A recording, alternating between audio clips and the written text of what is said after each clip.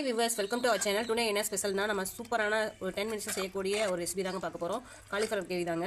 இந்த cauliflower gravy எல்லாரும் சாப்பிடலாங்க. இதோட பயன்கள் என்னன்னு டிஸ்கிரிப்ஷன் பாக்ஸ்ல கொடுத்திருக்கேன் பாருங்க. இந்த காலிஃப்ளவர் கிரேவி எப்படி செய்யணும் நம்ம வீடியோக்குள்ள பார்க்கலாம். வாங்க போலாம். காலிஃப்ளவர் கிரேவி செய்யறதுக்கு என்னென்ன தேவையான பொருட்கள் பார்த்தீங்கன்னா வெங்காயம், தக்காளி, கருவேப்பிலை, இஞ்சி பூண்டு பேஸ்ட், பட்டை, கிராம்பு, ஏலக்காய், சோம்பு, கல்பாசி, பட்டாணி வேக வச்சு எடுத்து வச்சிருக்கோம். காலிஃப்ளவர் வந்து சுடுதண்ணில் போட்டு நல்லா அலசிட்டு 4 டைம் அலசிட்டு க்ளீனாக ஒயிட்டாக வச்சிருக்கோம். தேங்காய் பால் எடுத்து வச்சிருக்கோம். மசாலா வந்து பார்த்தீங்கன்னா கறி மசாலா தூள், சிக்கன் மசாலா கொஞ்சம், வரமிளகா தூள், மஞ்சள் தூள். இந்த தேங்காய் பால் எதுக்கு ஆட் பண்ணுறோம் அப்படின்னா நான் வீடியோவில் கடைசியில் சொல்கிறேன், ஸ்கிப் பண்ணாமல் பாருங்கள். தேவையான அளவு எண்ணெய் ஆட் பண்ணிக்கலாங்க. கடுகு ஆட் பண்ணிக்கலாங்க. கடுகு பொரிஞ்சிச்சுங்க. நம்ம எடுத்து வச்ச பட்டை, கிராம்பு, சோம்பு இதெல்லாம் ஆட் பண்ணிக்கலாம். வெங்காயம் ஆட் பண்ணிக்கலாங்க.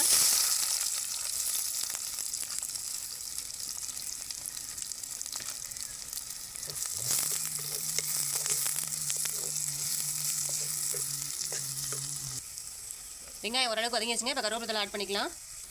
இப்போ பாருங்கள் வெங்காயம் நல்லா வதங்கிடுச்சு. இந்த ஸ்டேஜில் இஞ்சி பூண்டு பேஸ்ட் ஆட் பண்ணிக்கலாங்க. இங்கே பாருங்கள் இஞ்சி பூண்டு பேஸ்ட் வந்து நல்லா வதங்கிடுச்சு. நல்லா பச்சை வாசம் போகிற வரைக்கும் வதங்கிடுச்சு. அடுத்து வந்து தக்காளி ஆட் பண்ணிக்கலாங்க.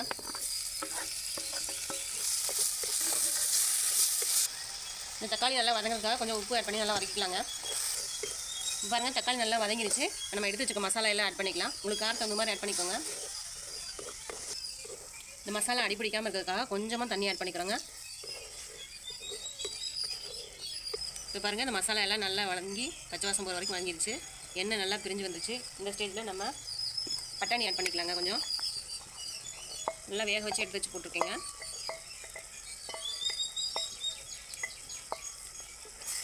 பட்டாணி போட்டது கொஞ்சம் நல்லா வதங்கிடுச்சுங்க. இப்போ தேவையான அளவு தண்ணி ஊற்றிக்கலாங்க.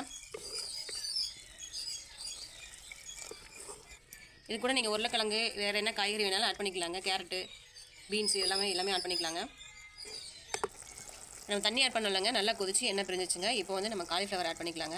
இந்த காலிஃப்ளவர் எப்படி க்ளீன் பண்ணுறதுன்னு நான் தனியாக உங்களுக்கு வீடியோவில் போடுறேங்க.